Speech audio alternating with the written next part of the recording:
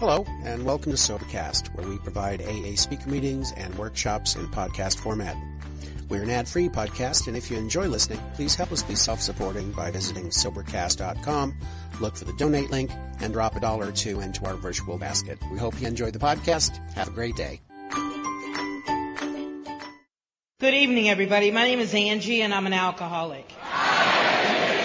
I'm very, very honored to be here. This is definitely a classy deal.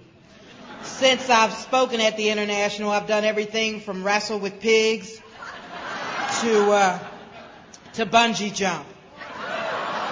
So I'm glad to see a nice bed and, all that good stuff. The theme song for the evening is, Mama, don't let your babies grow up to be cowboys. So, I'd like to really thank the committee for asking me to come and speak. And my hostess, goodness gracious, Connie has just been great. And it's always good to see Bob, and just to be here is just awesome. We've had such a great time thus far.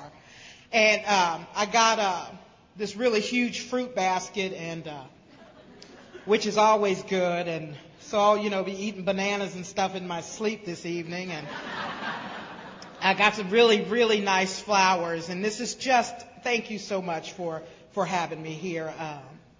My buddy Doug H. and just being able to be here. You just don't know, but you'll hear in just a few how powerful God is and shall forever be in my life. But I'm from Greenville, South Carolina.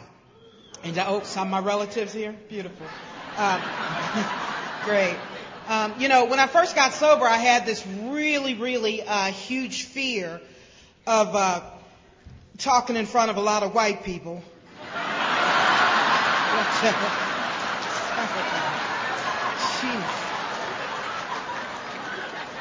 And I just want you to know, Minnesota, that you brought it all back for me this evening.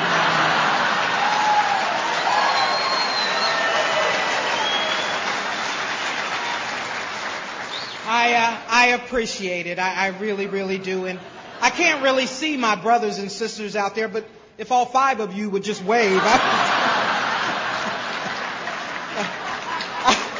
We can maybe gather in the corner later on and have a little conversation. But I love you. I love Alcoholics Anonymous. I'm just real happy that I don't have to drink today, man. And that's a miracle. That's a miracle. That's the good news this evening. If you're new in the room, please keep coming. Now, at the end of my story, if you think for 1 second, newcomers, that I'm crazy, I want you to know you're in the right place. And if you're in here and you think that, you can't relate, you're in the right place. Just don't go anywhere, because that's how I was when I first got here. But I was raised in Greenville, South Carolina, and we lived on a little red clay road in a little white house, and we ate buttermilk and cornbread on a regular basis, and we picked black raspberries for fun, and I had flaming red hair and freckles in my family, and nobody else did. Imagine that. And so, my brother, he would always, we got our water out of wells. It was just real simple. Got our water out of wells, had a little outhouse, and my brother told me why I had red hair and freckles, and it was because the mailman was my daddy. So whenever I would see the mailman coming down the street, I would go, "Daddy!"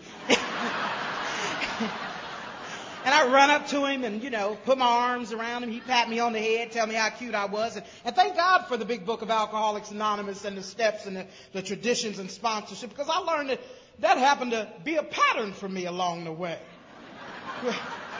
Well, if you just put your arms around me and tell me how cute I was, we were, married at that point, you see. Yeah, and 6 months down the line, I'm going, "What's your last name again?" No, I'm just kidding. So my dad got transferred, and he moved us up to Cincinnati, Ohio. And, in the process of traveling back and forth, I'm trying to go slow for the interpreter. You all right? You all right over there? Okay, thank you. Because I want us to be right here now. That's why, But so we moved up to Cincinnati, and My father had been traveling back and forth, so he got himself a little girlfriend, and that left my mother to raise my brother and sister and myself. And I need to tell you that my mother was my biggest issue when I got sober. I truly believed that if she would have treated me the way she treated my brother and sister, I wouldn't be in this predicament called alcoholism. It was all her fault, and there was nothing else that you could tell me. It was always a topic at a meeting. Everything was my mother. I had a hangover. It was my mother's fault. Until my sponsor, she's from England, she goes, "Is your mother liquefied?"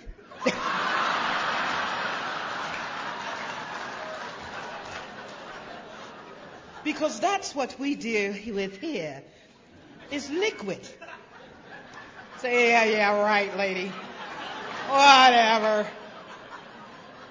And I'll tell you about my mother. She was my biggest resentment, but I need to tell you that today my mother is having some mental health issues. And my mother's not somebody who believes in taking medication. And she's struggling. But I love you, Alcoholics Anonymous, because what you taught me to do was love my mother for the woman that she is. Not the expectations that I placed on her since a little bitty girl, but the woman that she is, who has her own set of deal that she has to deal with. You taught me how to be my mother's friend. How to be less selfish. A little less self-centered. But my mother shared something with me not too long ago in her moments of clarity. She said that when the nurse gave me to her, that she said to my mother, "You watch out for this one. She's going to be touching many people's lives." And my mother said, isn't that funny? Al-Anon said, "Oh."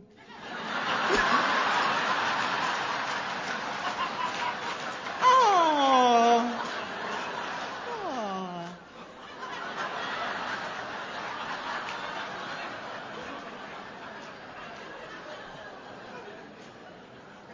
Said you're going to be touching a whole lot of people's lives.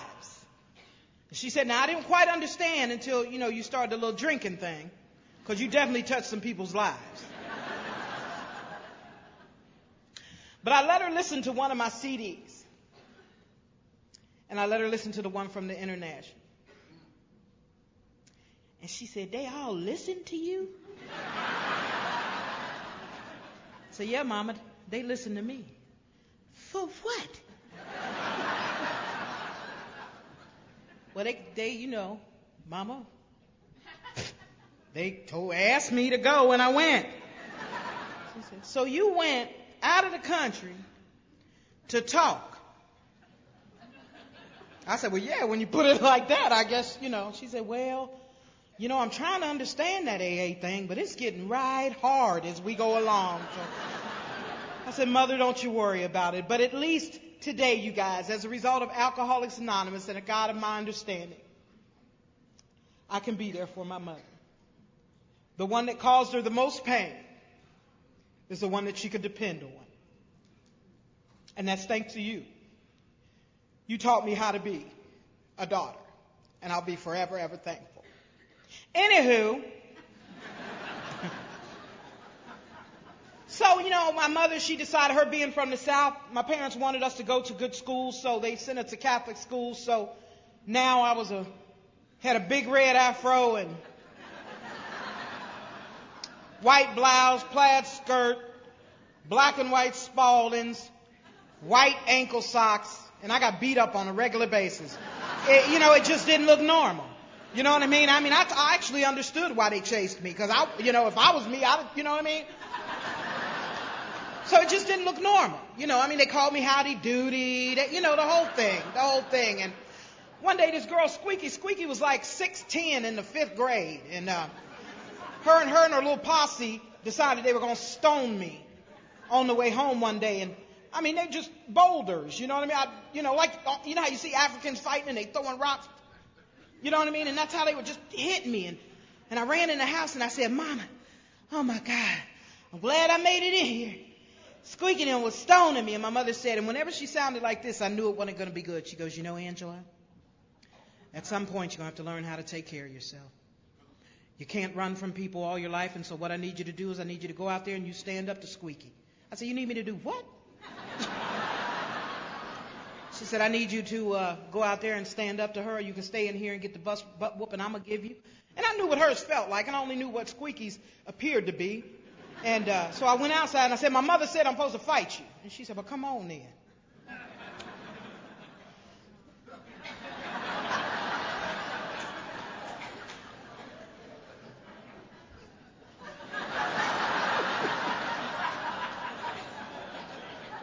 And then I reached up. I got her right here. Oh, man. Man, that was the happiest day of my life. I couldn't believe I hit her. Now, she didn't budge. And I looked at her and I said, you getting ready to kill me, ain't you? So she gave me the big beat down. But I got this thing called alcoholism. I got this thing that makes me forget what I should remember and remember what I should forget. Now, I forgot all about the big beat down that she gave me.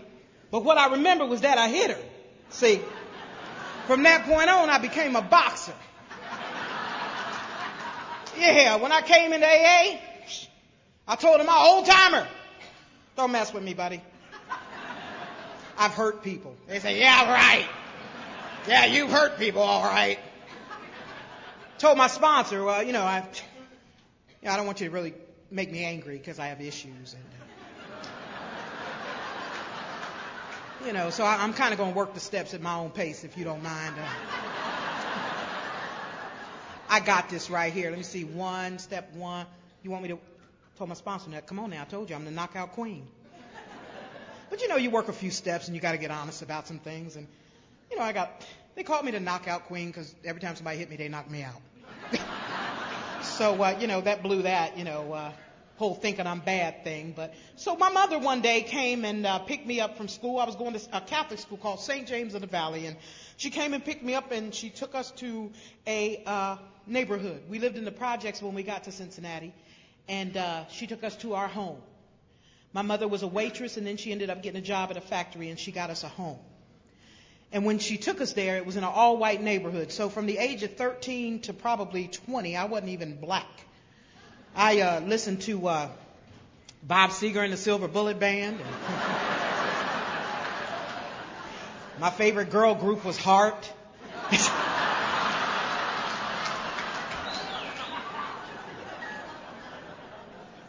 First concert I ever went to was Led Zeppelin, 1979.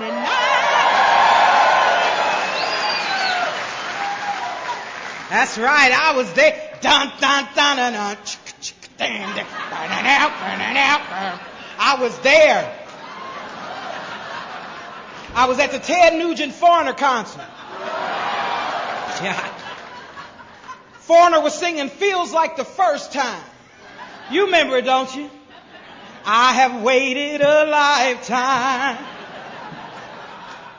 Spend my time so foolishly. I know I can sing too. I'm trying to tell you what's up.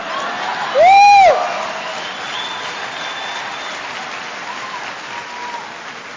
So I look around that Coliseum. I ain't see one black person. I thought, man, I am bad.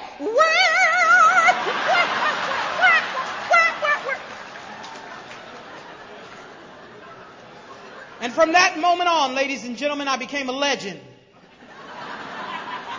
In my own mind. And so I lived my life as I went through music. Everything was a song. Everything was a song. Everything that happened, every drink I took, it was a song. My friend Rebecca came over, and she had a brown bag, 2 bottles. It was Boone's Farm.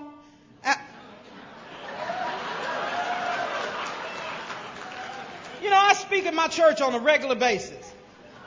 And I tell them that I drank Boone's Farm, and they don't have that reaction.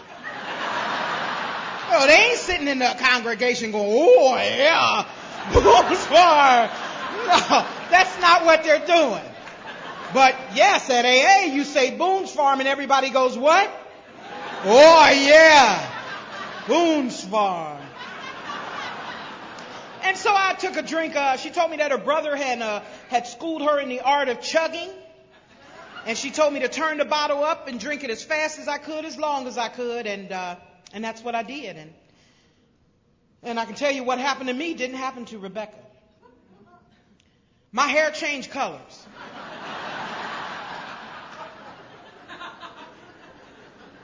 I didn't have freckles on my face anymore. It's almost like they were just leaving. Whoosh, whoosh, whoosh. I looked over at Rebecca, her being my friend and all, and me being a boxer. All I could do was soccer. Just a little love thing I got going on. A little love thing. And now I'm going to tell you, this thing happened to me on the inside of me. It was an amazing deal. Actually, it just kind of crept up my body. See, some people say they didn't experience it. If you did, that's good. But it just crept up my body. And when it got to the top of my head, I knew without a shadow of a doubt that this was something I was going to do on a regular basis. I knew that, just like it talks about it in the book, alcohol had become my master from that day forward. And every opportunity I got, I was going to drink. Because for the first time in my few years, I felt a way that I almost knew nobody else felt that way from alcohol. And I beat up Rebecca, and I set off on this thing of drinking. And I ain't got listen, I know I'm an alcoholic. It's a couple of drugs in my story. I know. I know. But it's a couple of them in there. I don't mean you know how those long timers are. Get out of here with that. We don't talk about no drugs or get out. And I don't mean any disrespect. But, I tried marijuana. I couldn't really do it. It just, smoked it, ate 20 Twinkies. You know what I mean? Ate everything in the freezer that had been there for about 10 years. And no logical explanation as to why I would be eating, green beans that are frozen outside of the box. You see what I'm saying? It's, But to me, with every taste I took, it was like, wow. These are pretty good. You want one?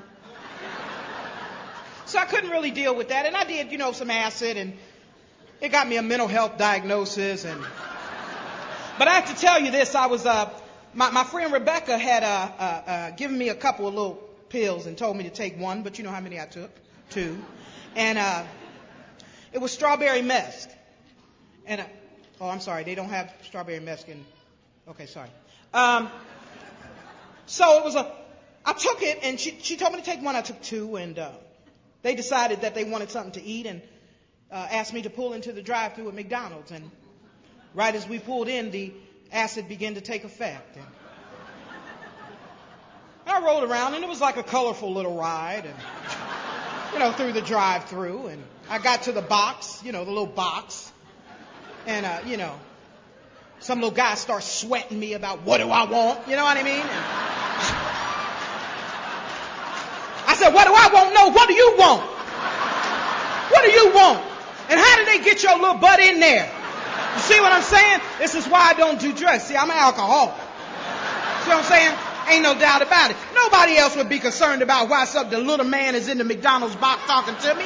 You see what I'm saying? And then I drive on through there, and it's merrily, it's colorful, it's a beautiful thing till we get to the next window, and somebody pushing bags at me, and I'm pushing bags right back at them. Try to give me nothing I don't want. So I'm tussling with the little dude in the visor. He's asking me if I want ketchup. I can't understand what he's saying. Are we fighting? We tussling. They call the police. They call the police. The police come. They ask me, ma'am, what's the problem? And what is your name? And I told him that my name was R2D2. And he didn't like that. They don't take too kindly to that falsification. You know what I mean? And so I ended up going to jail that night. And it was a colorful place. All kinds of beautiful things on the wall at the jail. And that was my first stint with jail. And I got out and I said, okay, now drugs, I can't do that. No, can't do those. Those take me to jail. And so, I was on it it stayed with me for a long time. I went home laying in my bed. I don't know if you guys remember that, but they used to have those big furry feet that you could put on your wall. It was back in the day, young people, but big. So I'm laying in the bed and I'm tripping and this big foot falls on me. And I'm tussling with it. Get off of me! Unhandle me! Mama! And my mother comes up to the room and she opens the door and she's standing there with my father and they're both going. I said, Mama, get it off of me. Mama, it's got me. And she said, I know, baby. Mama know it's got you. So she, put me in the car, me and my big foot, and kindly had me probated. And so I stayed in there and never once told them, that there was an issue or anything. And I got out of there and just started my deal. And at the age of 17, I got introduced to a guy, and I was singing working in a recording studio, and I've been singing since I was 3. And so I'm working in this recording studio. Am I going too fast, baby? You still with me? I see you, baby. I see you. She said. So I'm working in this recording studio. I'm partying, drinking, just having a good time. And I walk out one day after singing in the bathroom. And the acoustics are good in the bathroom. And I'm singing in the bathroom and come out the door and there's this man standing there, this tall man standing there. And he said, I can make you famous. I just heard you sing. And if you're an artist, man, you pray for that day. When somebody goes, oh my God, I just heard you sing. Nobody has signed you yet? I'm Bob from Epic Records. You know what I mean? Now, it wasn't Bob from Epic Records, but it was a guy. And he told me that he could make me famous if I would go to Las Vegas, Nevada with him. And I told him I'd have to ask, my parents. So I went home and I told my mother of my discovery. I said, I will be back for you when I get my first Grammy. My father was like, oh, Lord. And my father kept things real simple. He used to just look at me and go, something is wrong with you. He didn't try to figure it out. He said, something is wrong with you. My mother said, Angie, please don't go. My father said, let her go. She ain't working. Let her go. And so I left with this man and I went out to Las Vegas. And at a very young age, I was out in Las Vegas, opening up for some of the biggest stars and having the time of my life and drinking 24/7. But this strange thing started happening. I would drink and I would wake up next to somebody. Well, when we look at each other, we both go, damn! And he's got one tooth and it's gold. And he's going, but you told me you love me. I said, oh boy, this isn't good. Can I have a drink, please? And so I stayed in Las Vegas for a little while, but the gentleman that I went out to Las Vegas with, he wasn't a drinker, he was a drug user, and he was shooting drugs intravenously, and he introduced me to those. And I stayed out in Las Vegas, and I drank until I actually felt like I couldn't drink anymore. And that's all I lived to do, was just to drink. Just to get that feeling that I got that first night when I picked up that alcohol. And one night he comes to me and he tells me he needs to drive me to the store. He needs me to drive him to the store. And I drive him to the store. And when he goes in, he shoots and he kills the owner. And he comes back out in the car and he has blood all over me. He told me to go and I just pulled off like he told me to. And they got us about 5 blocks down. And so you couldn't told me this little girl from South Carolina. See, there's some people in there drinking who can say what's going to happen to them when they drink. I would like to be able to say what's going to happen to me when I drink, but when I put alcohol in my system, I can't tell you what's going to happen. Because you could have told me this little girl from Greenville, South Carolina, that one day would be sitting on trial for complicity to murder, watching this woman sit up and tell me what I've done and the man that I've taken away from her, which was her husband. Watching his little girl cry. And for a long time, I couldn't tell you that in AA. I couldn't tell you that. I didn't want anybody to know. I ended up getting a floater out in Nevada. This gentleman is still in prison as we speak. And here I am in, where am I, Minnesota? Speaking at an AA convention. Now, I don't know why God works the way he does, and I don't particularly question it. All I know is, by the grace of God, I'm in Minnesota today. Thank you. Thank you, God. And so I came back to Cincinnati, and I made a solemn vow. See, one of the reasons why I don't really yell at people that drink again or anything like that, because I need to tell you that every time I said I wasn't going to drink, I meant that from the bottom of my heart, but I didn't know that I was powerless over alcohol and that it dictated to me what was going to be done. I was clueless to that. But I would tell my mother, Mama, I ain't going to drink no more. Daddy, I ain't going to drink no more. And in the depths of my soul, I meant it. I meant it. But to the untrained eye, we appear liars. We appear liars. My parents could never understand, why is it that when you drink that, you can't stop? I don't know. My son gives me that same answer today. And when he says, I don't know, guess what? I understand when he says, I don't know. My father didn't even understand. He said, what kind of answer is I don't know? But I didn't know why. And maybe you can relate. I didn't know why when I drank alcohol, I wanted desperately to stop it too. I'd say I'm going to drink this and then I'm going to leave. I say I'm not going to drink wine. I'm going to drink beer. I'm a little bloated, so I'll do light beer. Just like the remedies and the recipes it talks about in the book. I was always trying to come up with something to make it work, clueless to the fact that nothing was going to work. And I got back, I said, okay, I'm going to do the right thing. I'm going to do the right thing. I'm not going to drink, Mama. I'm not going to do anything. It lasted me all of 2 weeks. And back in Cincinnati on Sundays, you could get on the city bus and you could ride all over the city. And my brother and sister and myself took this ride all over the city. And we got downtown Cincinnati to the corner of Liberty and Vine. And there was this restaurant there, and it was pimps and prostitute Cadillacs, Lincolns sitting there, was listening to Shaft on their little 8-track. And I remember my little sister looked over there and she said, boy, you couldn't pay me to go over there. And my older brother said, shoot, me neither. And I remember thinking, I'm going over there tomorrow. And see, that's the kind of mind I have. See, they said they wasn't going to do it. I say, I'm going over there tomorrow. So I start riding the bus from my home, where my mother moved us out to the suburbs, all the way downtown on a regular basis to hang out with my friends whose names was No Neck, Greasy Feet, and Tie Dye. I remember one time I brought them over to my father's house. He said, don't you let them sit on my furniture. Who would name their kids that? My friends. I don't know what kind of friends you had out there. My friends taught me how to write other people's checks. My friend taught me how to roll up clothes and put on a girdle and go in a department store and stick them in there, put it on, walk out. I got 10 outfits in a girdle walking out of my friends.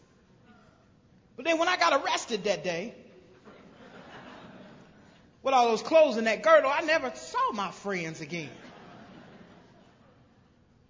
So I go for theft, receiving stolen property, stealing.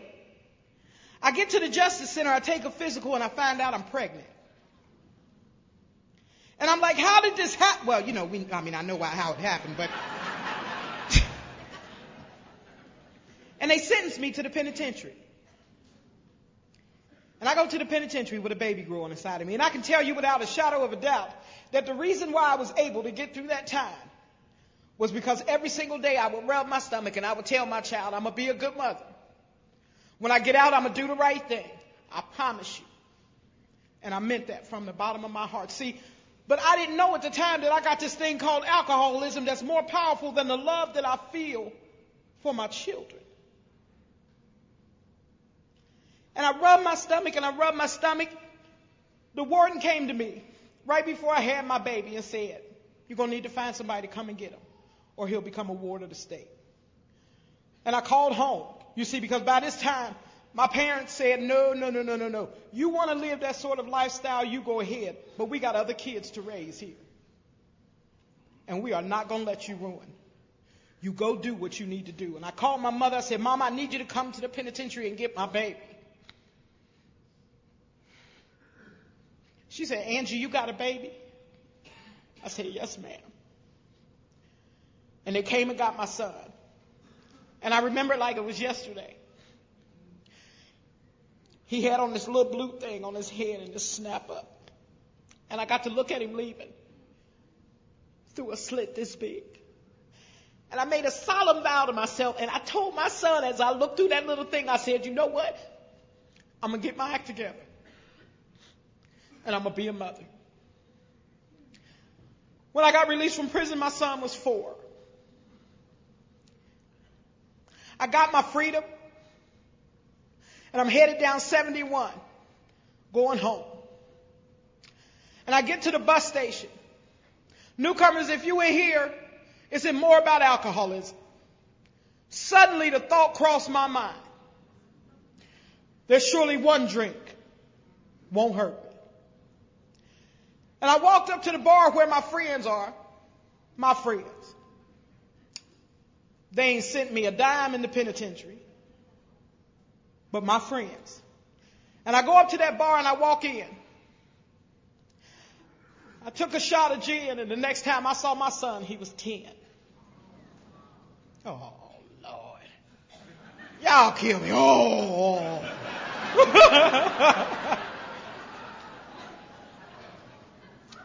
The next time I saw him, he was 10. Stronger than the love that I feel for my children. And you know what? I had no logical excuse to tell him or my parents. I'm in the same city, drinking in the same city as my child, and I can't get to it. See, I don't struggle with the powerfulness of alcoholism. I know it's cunning and I know it's baffling.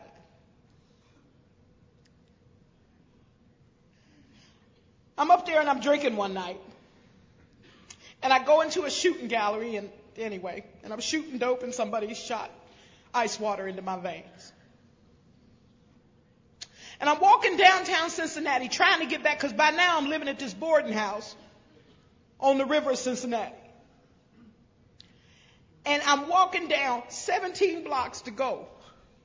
And all I could do was say, God, I just don't want to die. I don't want to die like this. I don't want to die like this. And it seemed like where I lived was forever away. But I just said, please, God, I just want to make it there. And see, I'm a believer in angels. I don't know about you, but God has placed them in my way all along my journey. Because I got back down to this boarding house and there was a little blonde woman standing there and she looked me dead in my face when I got there and she said, you do not have to keep living the way that you live it. I told her what had happened and she went up to my room with me and she put a rag over my head and she began to tell me about her drinking. And she asked me if I would go someplace with her and I said, yeah. I would have went with anybody that night because I was deathly ill. And I go to my first meeting of Alcoholics Anonymous. Now, when I came into AA, there wasn't a lot of African American people in AA, kind of like tonight.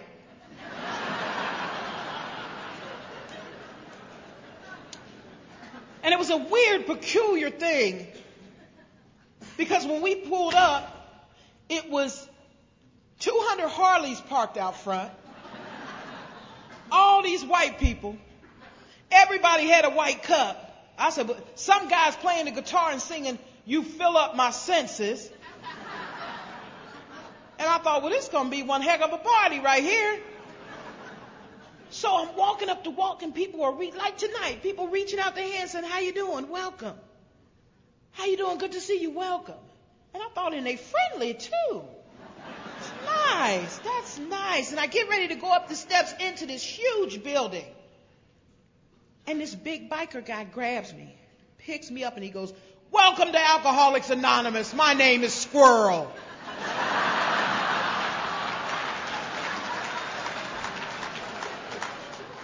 said, Alcoholics Anonymous? Okay, well, ain't like I got a huge social schedule or anything. So she took me into this room and she said this gentleman was about to tell his story. And she asked me to listen to it. And he began to tell his story. I couldn't believe it. I was appalled. I said, why is this man up here telling all his business like this? And then the whole room would bust out laughing. Ha! Ha ha ha ha. Ha ha ha ha ha. I said, now this gonna be some strange stuff here. So I sat real close to the wall in case this was contagious, whatever y'all had. And then she said, after the speaker gets done, we go and thank the speaker. I said, well, good, because I think I got a couple questions I want to ask him. And so I get up to him, and he goes, welcome to Alcoholics Anonymous, little lady. So I pulled him towards me. I said, look here, brother. You know your buddy's laughing at you, don't you? He said, what? I said, your friends all out here in the comedy show. They laughing at you, brother. They ain't your friends. He said, oh, little darling, you just keep coming back. I said, oh, no, you keep coming back. I just heard your story. You keep coming back. And I stayed around AA for a little while. It wasn't like I had, like I said, no social schedule or anything. And I hung around, went to meetings. I was the belligerent one, the belligerent black one, militant. Everything was because I was black. If you didn't get my coffee in time, I yell at the coffee bar. It's because I'm black, ain't it?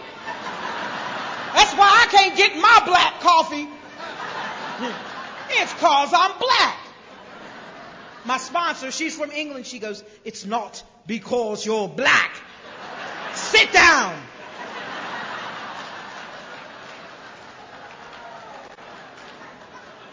I said, well, listen to you. Always offer me Lucky Charms. Who you telling to sit down? You better ask somebody about me. I've hurt people. So I stayed around AA and went to meetings, read the book, did all this. Institution meet, the whole shebang. Never really quite thinking I was quite like y'all. But, I'll go. It's fun. Great dances.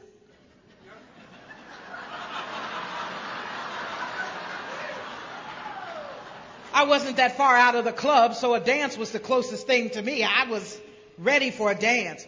Didn't want to do too many meetings, but I danced. I was there. Just dry, so crispy you could snap one of my fingers off.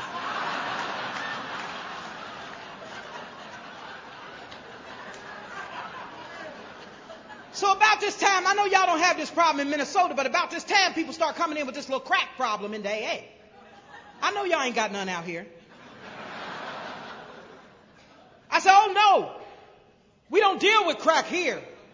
Now, y'all sit over there in that corner, and I'll sponsor all of you.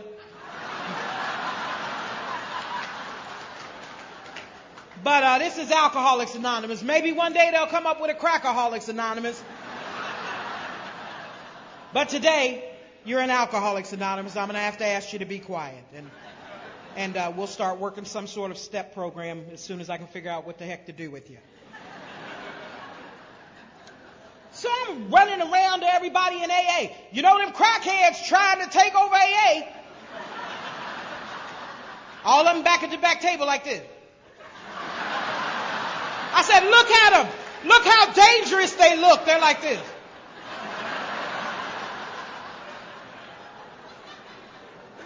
My sponsor said, if they're to be here, they'll be here. And if they're not supposed to be here, they'll be elsewhere. What the hell does that mean? Why y'all talk like that? You can't keep it unless you give it away. You can't. What is that? So my little sponsees, I kept them all back there. Protected. I read the big book to them. One page at a time. They never ever blinked. They just looked at me. And I'm telling you this to tell you this. One day, I know some of y'all might not be able to relate to this, but one day I'm sitting at a meeting, one, a cloud on the horizon. Suddenly the thought crossed my mind that surely somebody who was much needier would need my seat.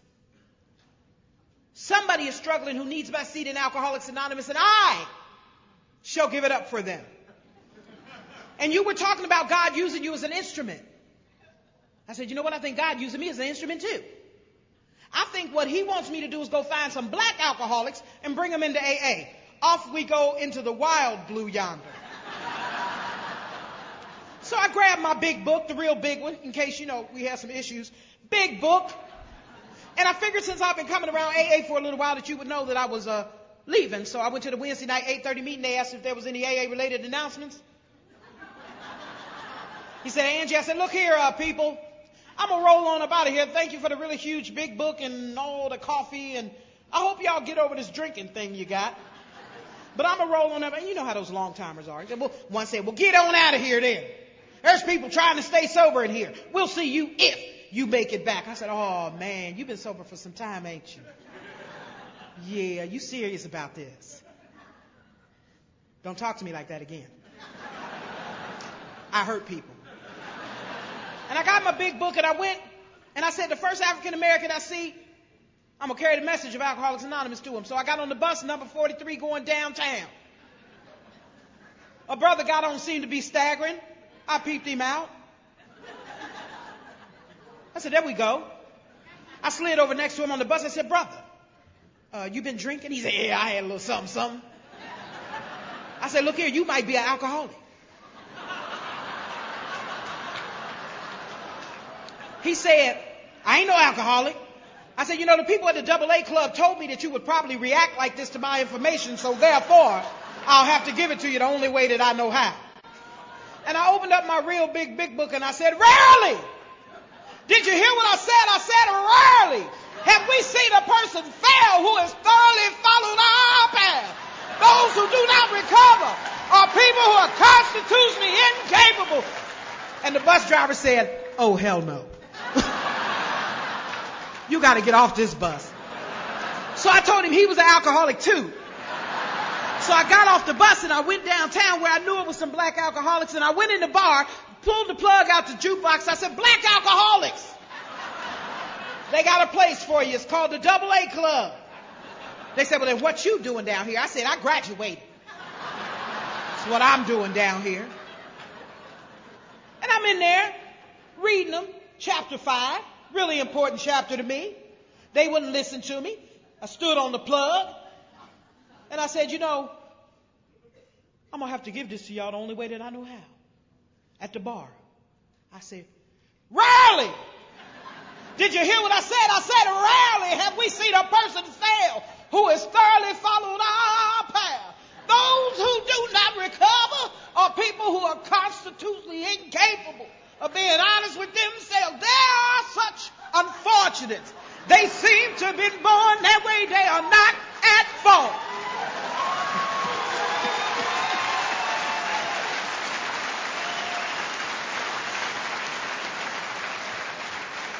And the club owner said, oh no, you got to get out of here.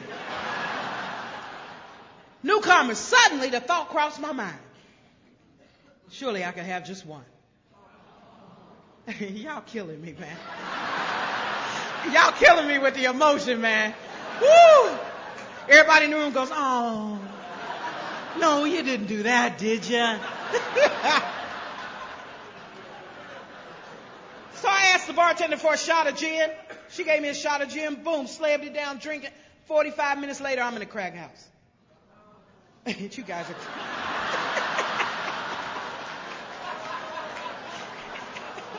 You're killing me. Minnesota, you're killing me. Oh. She went to the crack house. Oh. I made it out. Thank you very much.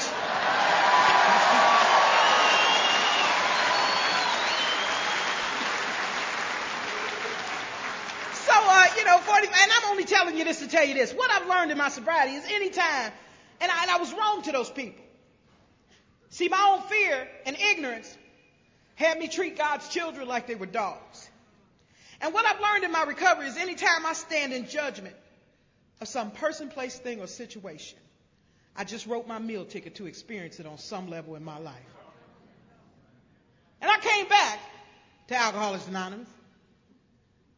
And then I sat back there at the back table with the rest of them.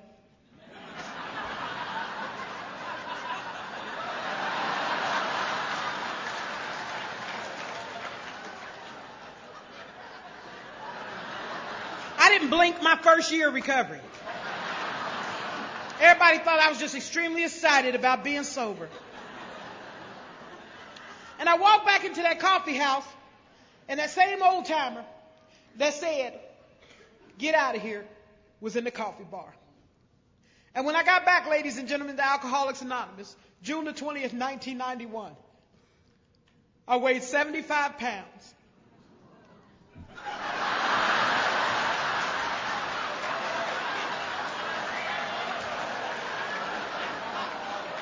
People are some compassionate people.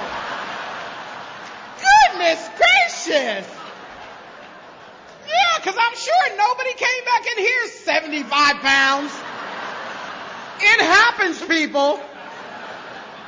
And I came back in, and that same old timer that was sitting there that night, you know how sensitive they are. He saw my little frail self, and he said, "Damn!" He said, "Angie, is that you?" He goes, "You gonna die." I said, "I know." Because everything, newcomers, that they told me was gonna happen, happened. And the main thing that they told me that was gonna happen was that it would get worse, never better. That night, I was properly horrified and thoroughly convinced that when Angie puts alcohol in her system, something happens to her that don't happen to her brother. My brother drinks a beer, he goes to work. I drink a beer, I'm on the evening news. That's the difference in me and my brother's drinking. And I came back to AA and I called my sponsor and I said, "Will you work with me again?" And she said, "Absolutely." She said, "But you got to get busy. I don't want to hear what you think. I don't want to hear that you hurt people. I don't want to hear any of that." I said, "Yes, ma'am." My head said, "I'm going to kill you in your sleep."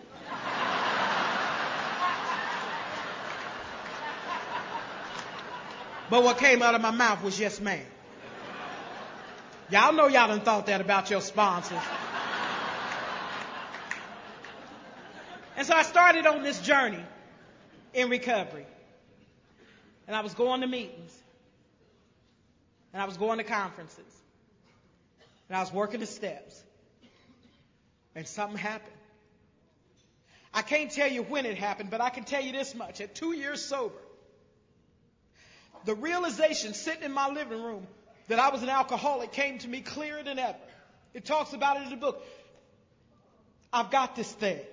I remember I ran over to my neighbor and I banged on the door and I said, "Girl, I'm an alcoholic." She said, "If you come back over here again, I'll call the police." Because, you know, I didn't really know her like that, but I began to do this thing.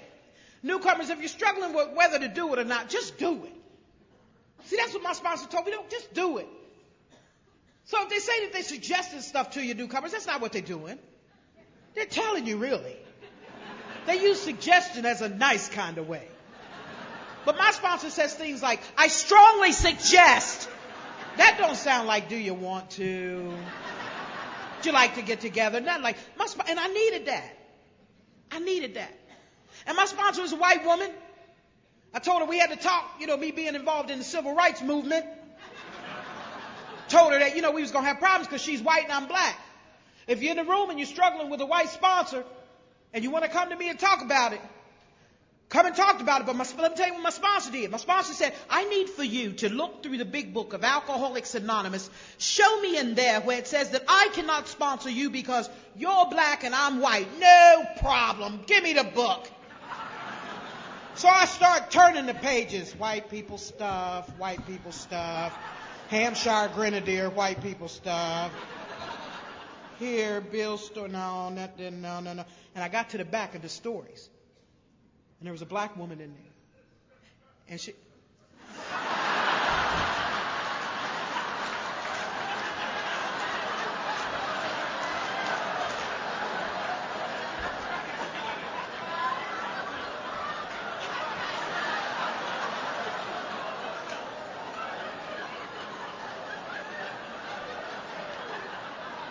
Man, this is my time, okay?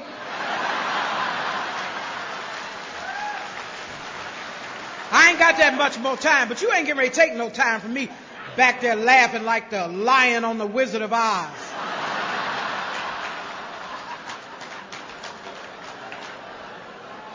So I did my thing, and I just, I started going to meetings, and I started doing the deal. And regardless of what I thought, I just kept doing what my sponsor told me to do. And I came in, I was uneducated.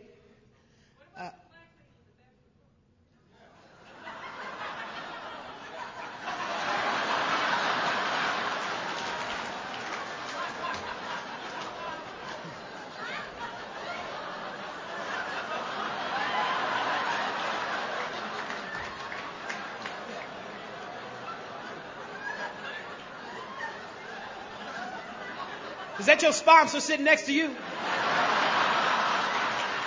She ain't told you yet about yelling out at meetings?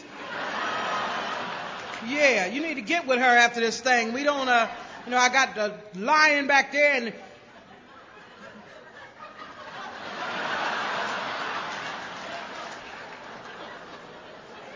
Y'all crazy in Minnesota.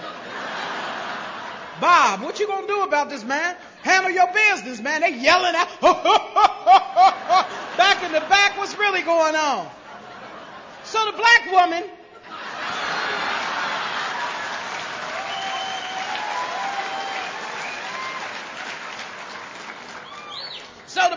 in the back of the book went to an AA convention. She was the only black person there, said that nobody treated her any differently. Oh. That's what my sponsor wanted me to see. That regardless of my skin color, that if I had an honest desire to stay clean and sober, I could get help at Alcoholics Anonymous. And that's what happened. So I got my education. Am I running over? I'm sorry. How much time I got left? Be honest with me. Bob, how much time I got left? 5 minutes?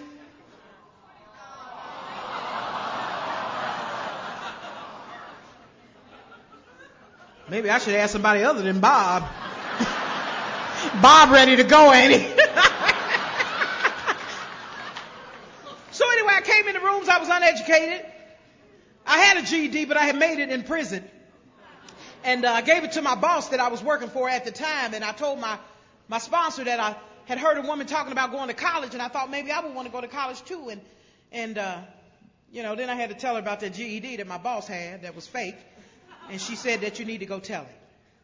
And I said, I'm an ex-con, he gonna fire me. She said, you need to go tell him anyway. And I went to my boss and I told him, I said, Roger, that GED you got in my personnel file is fake. And so he went in, he pulled it out, he looked at it, he said, you good. He said, but you gotta have a high school education to work here. He said, I'll give you 6 months to get one. So, you know how they show on TV, you too can get your high school diploma on TV. So I started ordering the books, and I'd take the test and I'd send the test back. Then I'd take social studies, send it back, math, send it back. Passed them all, went and signed up for the GED and got a perfect score. That might not be a lot to some people, but that was a lot to me. And when I got that GED, December the 7th, 1999, I grabbed it and I put it close to my heart. And for the first time in my life, I felt like I had accomplished something. And I said, I'm going to college. And I went to the University of Cincinnati and I walked into the admissions office and I said, I want to go to college. And they said, well, what do you want to do? I said, I don't know. And they helped me and they told me about a study that was a program that was just started. It was the School of Addictions. And so I got certified by the School of Addictions. I have a certificate in addiction studies. Already had the other knowledge. Now I got some book knowledge. I'm good to basically go at this point. And newcomers, if you knew, man, don't leave before the miracle happens. Don't leave before the miracle happens. And we got newcomers. We got examples. Here, we got examples. That brother over there had 61 years of sobriety.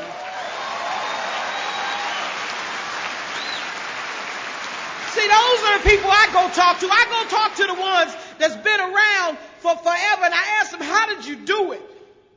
Tell me how you did. Tell me how you did it when it wasn't 1,000 meetings in the city. Tell me how you did it. Show me the way. I need your help. A lot of people focus on the newcomers. I do too, but I like the long timers. Because see, when I got sober, they didn't care nothing about my inner child. When I got sober, they didn't want to hear about my feelings. What they wanted to see was, did I want to stay clean and sober, and was I willing to go any lengths to get it? So I'm about to graduate from the University of Cincinnati. I can't wait. I get to wear a cap and gown.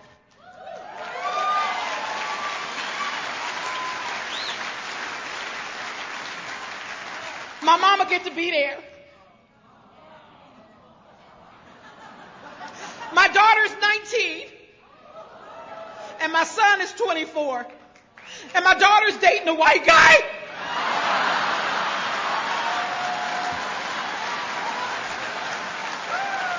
And my son wants to be a rapper. If he could rap, it would be really great, but he can't rap.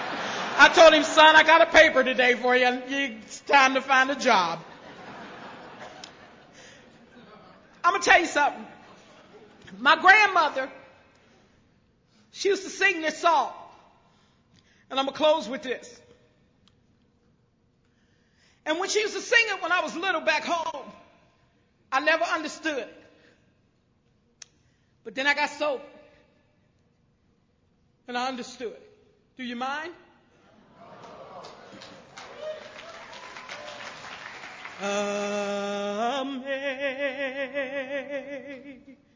Amazing grace, how sweet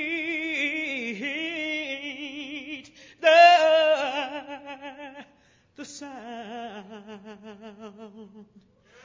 that saved a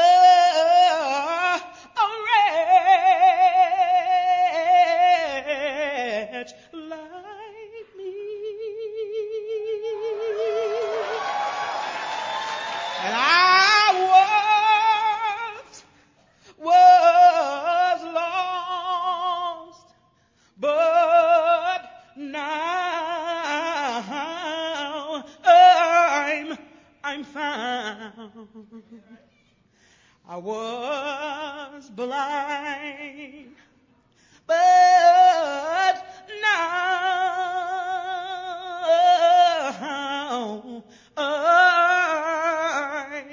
I see. God bless.